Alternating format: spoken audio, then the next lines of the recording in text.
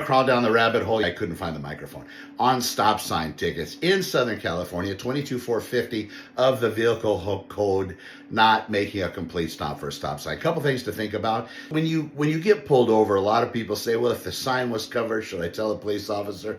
I don't know. I don't know if somebody's going to go out there and trim back the bushes. Now the sign isn't covered, so when you go to court, you go there and you don't have any evidence. So start gathering evidence. You want to get photographs if it happens to be covered. If there's a limit line extending from the curb and he said you rolled through it, it wouldn't be bad to get a picture of the limit line, especially if it's in bad repair. Also, you're going to want to take a photograph from inside your vehicle through the windshield at where you believe the officer first made contact with you and where they said you failed to stop for the stop sign. The other thing to think about is if they're telling the court that you failed to stop and you rolled through it, usually they're going to attach some kind of a speed estimation on how fast you were going as you went through the stop sign.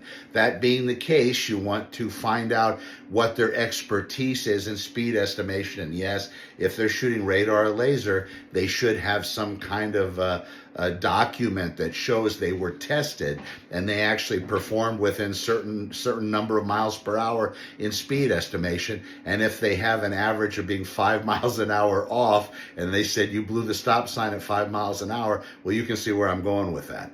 Also find out where they were. But again, you have to be careful because they're gathering evidence the entire time. A lot of people say when I'm making my videos, I'm against police and this and that. I'm not against anybody. I just like people to do their job in a very professional way. And if they're good at their job, they're not going to be pulling people over just to write tickets when the people didn't do what they said they had done. But in some cases, there are errors out there, and I believe everybody has a right to go to court. And even if you didn't do it, why not give it a shot if in fact you feel like you didn't?